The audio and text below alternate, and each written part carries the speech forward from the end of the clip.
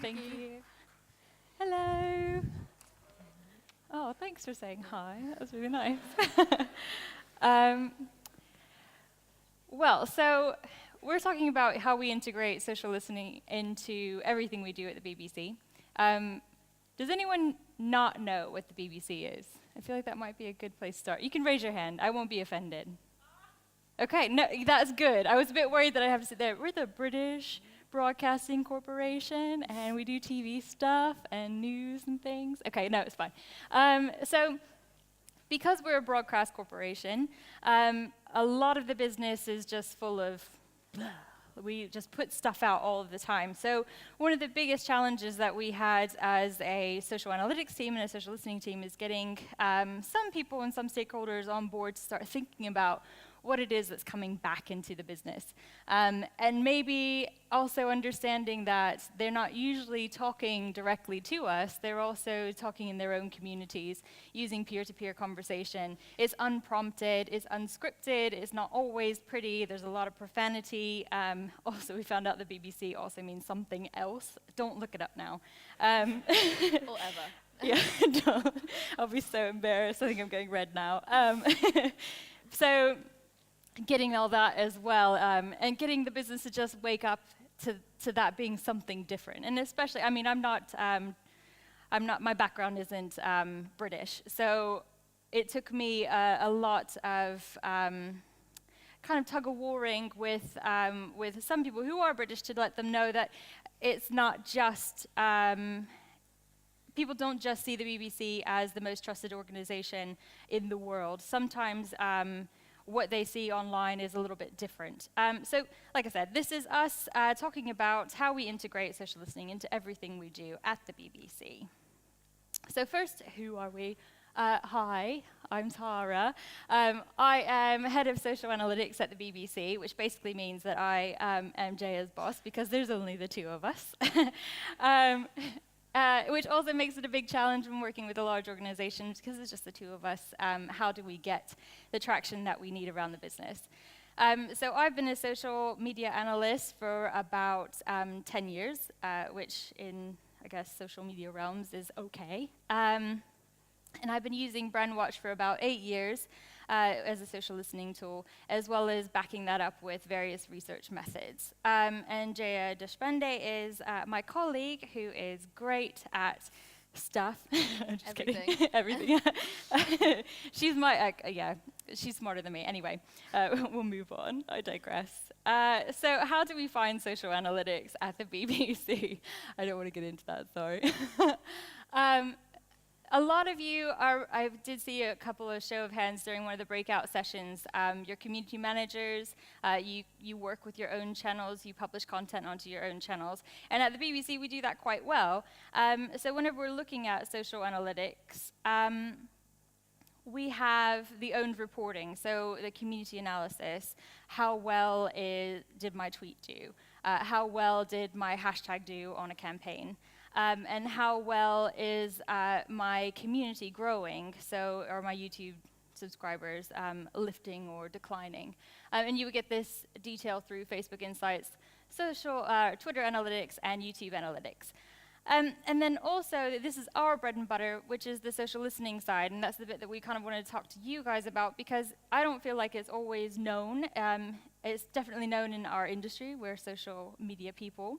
But around the business, it's not typically known. So we had to segment this into pillars in order to get the traction that we needed to around the business. So when we're talking about social listening, we're looking at trend discovery and a bit of that research that goes in behind just trying to understand what is it that what's the topic analysis that goes around a program such as Sherlock, or around Peaky Blinders that they're talking about haircuts.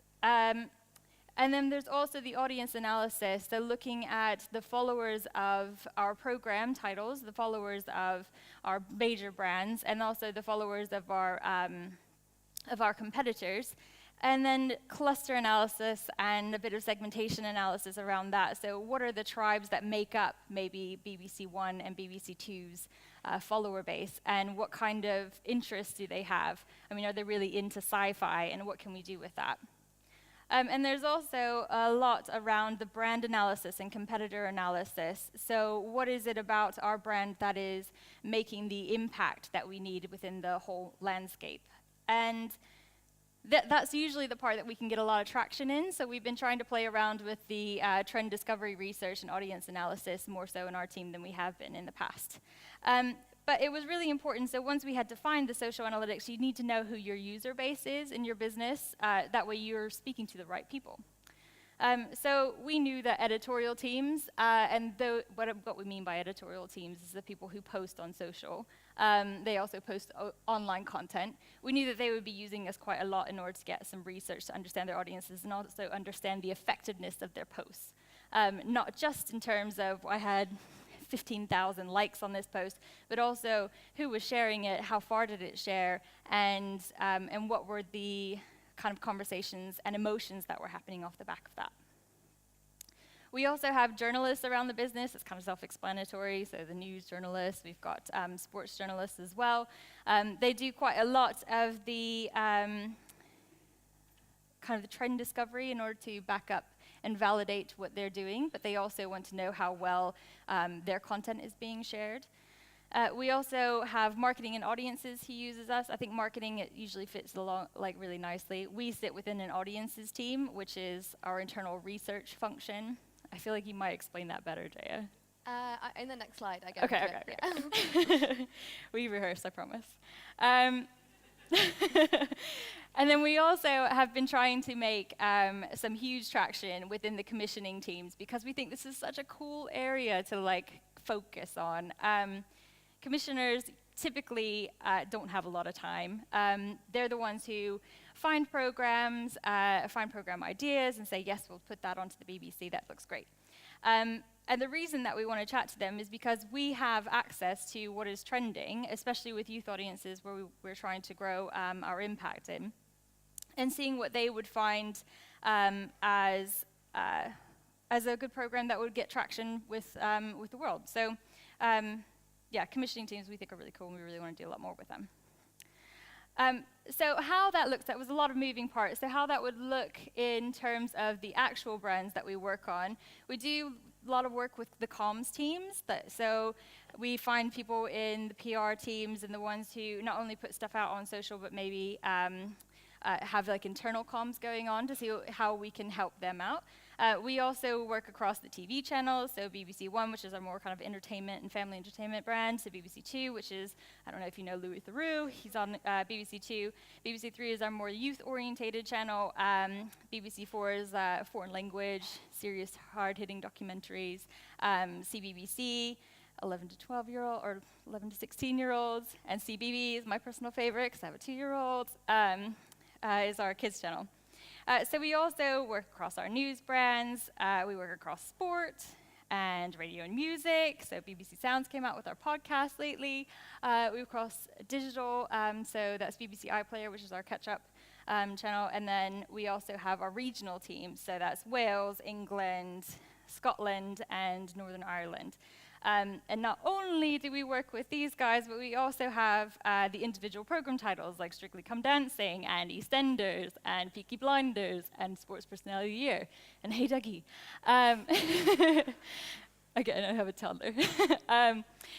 I really got tired of making logos. I probably could have just said we don't work with BBC Studios because they're the commercial arm, they have their own team.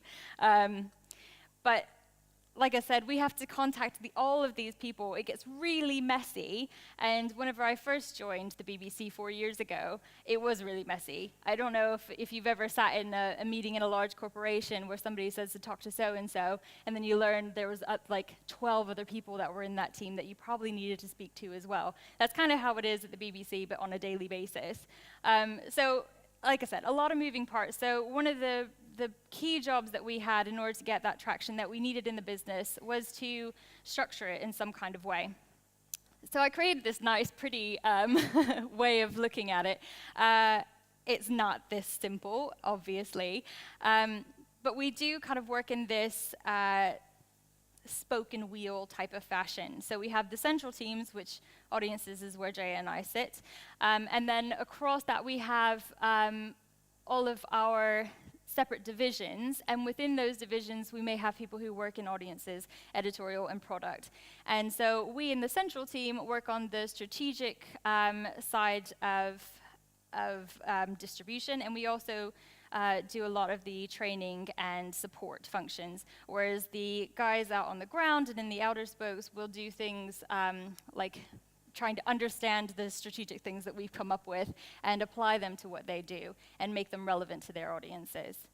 And then within all of these, we have the stakeholder meetings and the knowledge share sessions. I think we meet like once a month with the social media practitioners. We also have a social strategic steering group, I always get that wrong, SSSG, who meets once a month as well to make sure that we're always on our game and that we're keeping up to our aims.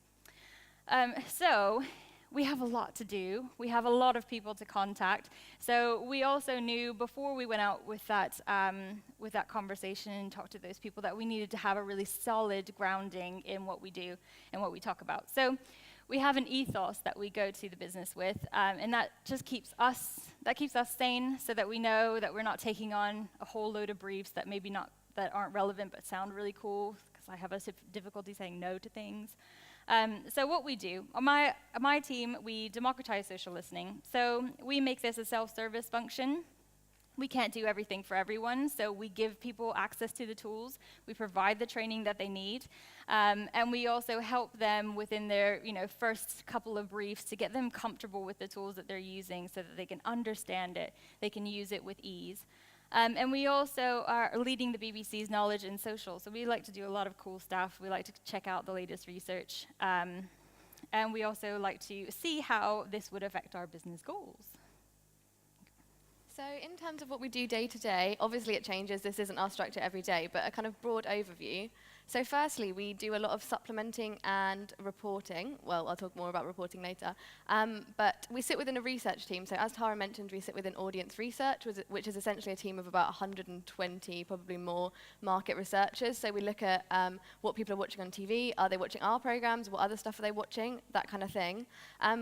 We know we can't replace traditional methodologies, like researchers love a survey, they love a focus group, and we can't change that. But what we're really encouraging them to do is kind of supplement their traditional research methods with some social listening insight. So say you had a TV program, you knew that 2 million people watched it, it doesn't mean that those 2 million people liked it, but you can look at Twitter, you can look at the sentiment around the program, you can look at the peaks and troughs in the program and find out what people really liked about it. And when it comes to recommissioning that program or giving the producer feedback, that's ultimately, we think, more helpful than just giving them a viewing figure. We also do lots of influencer identification for the whole organization. So we work with social teams, we work with PR teams, we work with comms teams. So say they've got a premiere for Killing Eve, they want to find out who are the big fans of Killing Eve that they can invite along. We're the people they come to, we can look up who talked about Killing Eve, who are the big people, invite them along, and then hopefully they'll tweet about us. Or lately, people who are named Eve. So yeah, that was a bit creepy. It's awkward. I also mentioned reporting. I know reporting's been talked about quite a lot today, but where possible, we try and shy away from reporting because we sit in a team where there's hundreds of researchers covering 24 hours of content every day. Imagine how many reports that could possibly go out. If we're adding another one to that, no one's going to read it. It's a waste of our time. It's probably a waste of your time to read it as well. So we try and make the most of kind of the inbuilt things within tools. So within Brandwatch, you can get automated reports sent to your inbox. That means that if you want a weekly report, I don't have to do it. It can come to my inbox. I can forward it on. Everyone's happy. We also make the use of alerts with Brandwatch. So say there's a big spike in research about a brand, and whether that be positive or negative, we can get that sent to our inbox where it says you've got a 200% increase in talking about your brand, and then we can go and check that out, and that means we don't have to be on top of everything all the time. We also try and solve business problems with social data. I'll go into this a bit more in the next slide, but essentially we're finding gaps in the business where we can fill in with social data. We do a lot of social listening training as well. As Tara said, we try and kind of self-serve. We get people to do it themselves because there's no way we could cover the whole organization. So we do training for people across the organization, not just within research. We try and encourage journalists to use it because it could be really beneficial for them. Also, comms teams, they want to know what people are saying about the organization. Social can tell them that. When it comes to training, we try and make it as bespoke as possible. So we've had sessions in the past where like the editor of Panorama has come to the session, which is great, but she's never going to go log on to Brownwatch and have a quick look. So we need to make sure that the relevant people are in the right sessions. And we also try to make sure that when people come to training, they have like a brief of things they want to look at. We're not just going to look at how many people have mentioned EastEnders for people who work who are talking about Brexit. Like, that's not helpful for them. So we need to find a kind of niche and make the training as bespoke as possible. And when we do these training sessions, we often find that not everyone is really engaged. Often there's one or two people who are engaged, and then they'll hopefully go and be the kind of voice of social for us. We hope. We hope. Doesn't always happen. And we also build analytics dashboards. Usually that's in Brandwatch, so we get some like ad hoc requests, like how many people spoke about my TV program. If we did that for every TV program, we'd be here all day. So often we try and train them up on how to use a dashboard, or make a dashboard for them, and then they can go in, have a dig around in the data, and do some analysis that we wouldn't be able to do ourselves. So, I know you're wondering what some of those great examples were, so I'm going to chat through some examples of research that we've done or projects that have been really beneficial in kind of building those milestones in the organization, getting people interested, making them thinking social listening is a really good methodology. And I think you're first. And go. I am. And go, me. So this is a prototype, so this isn't actual data. I wish it was, because if we were that big on trust, that would be awesome. So I'm always a bit wary when I'm showing this to internal stakeholders, and I usually put like dummy data on the front. So I think this came about because I saw one of the recent KPI decks that went across my desk said, we want to change perceptions about the BBC.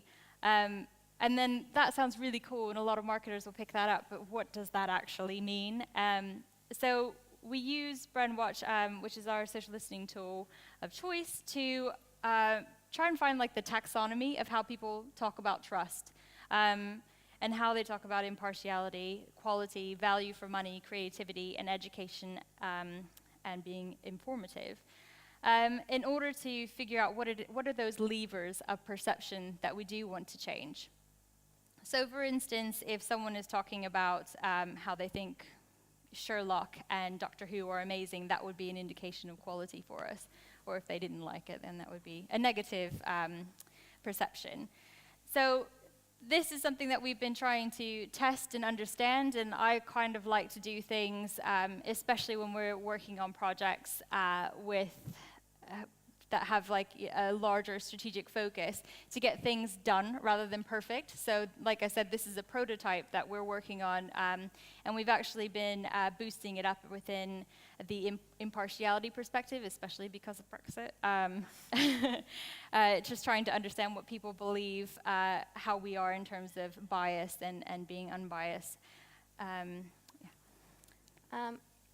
One of the really key projects for us in the world of current affairs is this project we did with BBC Stories. So for those who haven't heard of them, they're a digital current affairs brand which tries to uncover kind of real-life stories of underserved audiences. So underserved in our case is BAME audiences and under 35s and those from a low socioeconomic status. So essentially what this project was, BBC Stories had made a film about skin lightening cream, which is cream that's used by people primarily in Black and Asian communities to try and lighten the colour of their skin. Their focus of the story had been about how these creams are illegal, and how they were trying to uncover that and see how they're used in the UK. They came to me and were like, can you just have a quick look on social to see what people are saying about skin lightening creams? And actually, I uncovered that the conversation wasn't about the fact that they're illegal, it was about the fact that there was deep-rooted colorism within Black and Asian communities, and young women felt the pressure to use these creams to fit in and to kind of fit ideals. And this meant that they changed the angle of their story. So instead of talking about how these creams are illegal, they talked about colorism, and they even got some influencers which are really prevalent in that discussion. And that meant it landed much better within the audience than it did if they were just talking about illegality. One of the kind of strong ethos that we kind of use to promote social listening is that you're going to be far more valuable joining in an existing conversation than you are trying to create a whole new conversation, and this is a really good example of that. This was also a really good example of good stakeholder relationships, and this was kind of a way into the news team, which is a really hard place to get into. I'm going to skip over this in the time conscious. We've got 10 minutes left? I think we've got time.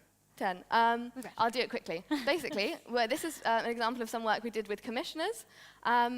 We commissioned a new program which is being made at the moment called The Rap Game, which is essentially trying to uncover the new, the next big rap and grime name in the UK. And they came to us because they wanted to find out who would be a good presenter for the program.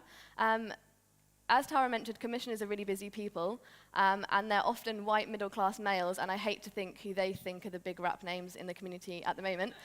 So No we stood in, and we were like, it's okay, we'll tell you, you don't have to guess.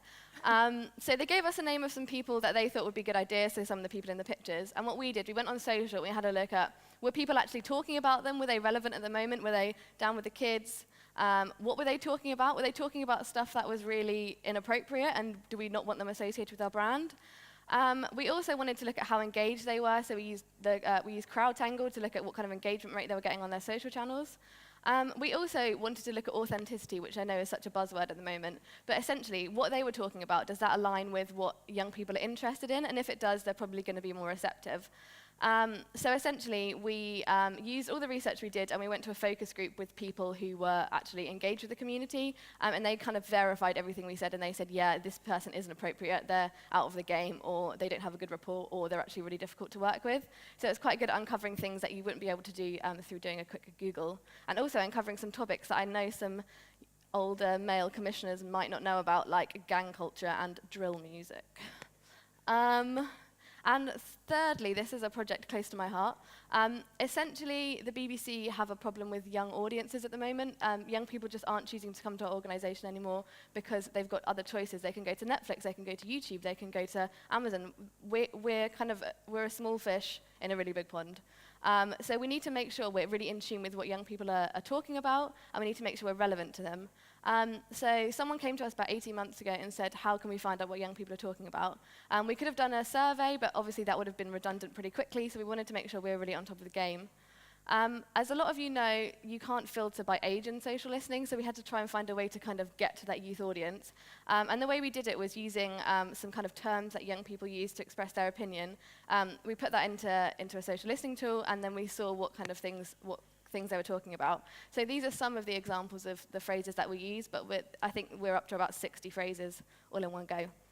Which we went around the business asking young people. Yeah, we were like, you're young, what do you say to your friends? What do you say? And some of them I've never heard of, so it's eye-opening. And we do this every month. This is the report that goes out. These are two, it actually went out yesterday, but this is the two before that. So we've uncovered things like, the one up here is, Pokemon said they were releasing a new game, and it's going to be based on the UK, and then Scottish Twitter were like, oh, this is great, like we can make it Scottish. And so they basically overlaid loads of the characters with like Scottish accents and made it all about Brexit, and it was just quite a fun and relevant conversation. And this is a really good example of using comms well within the organisation. This report goes out to about 400 people, and it's a really fun and light-hearted report, and it's something a bit different to the usual, like this is how many people watch the programme, and that means it's done quite well, and it's also been a really good kind of advocate for how great social listening can be. Yeah, so to wrap up, those were some examples of the, like Jaya said, the milestones that helped us in order to get to the right people and get us to be taken seriously in the business. So some of the tips that we have, if you don't have social listening integrated into your business, would be something like this. So the first three kind of tie in with each other. So that's find a cheerleader, so someone who really likes social listening within each of the different business units that you might have, and get them to champion what you do. Help them with a brief, or just get them just on board with training. Also, getting stakeholder approval, so someone higher than you to be on board with what you're doing. I think Anita said this early in her chat. And also, be relentless in the comms and promos that you do. So just keep getting some time at the table with the right people, and just continue to talk about your story. We always think that it's really good to work collaboratively to get a good brief. Nothing is going to come out of a bad brief. So if you need to have a face-to-face chat in order to get the right thing that you need to be looking for, oftentimes we would find in the early days that we would do a bit of research and it wasn't actually what the team needed. So it was a big waste of our time and theirs. So we often get we work collaboratively to get what exactly they need. We also know that not every project is going to be a case study, but you should definitely think about writing a case study from the very start. So write it up anyway. And that also is really useful in your failures. We've had a lot of failures, but because we know not only what the challenge was, who was it for, what we did, and why did we do it, and the result, we know that maybe something didn't work because there was a technology failure. And we know that in 3 months' time, if new technology was released, we can open that brief up again. And we can also learn a lot from our failures just as much from our successes. So we make sure that when we talk to the business that we keep that in mind as well. And my last point is to absolutely innovate whenever you can. And that's just making sure that you're aware of what the strategic goals of your business are and finding those ways that you can fill in the gaps. It could be something around competitor data, it could be something around benchmarking, or in our case, it's around impact. But yeah, so good luck, and I hope you can do it as well. Thank you. Bye.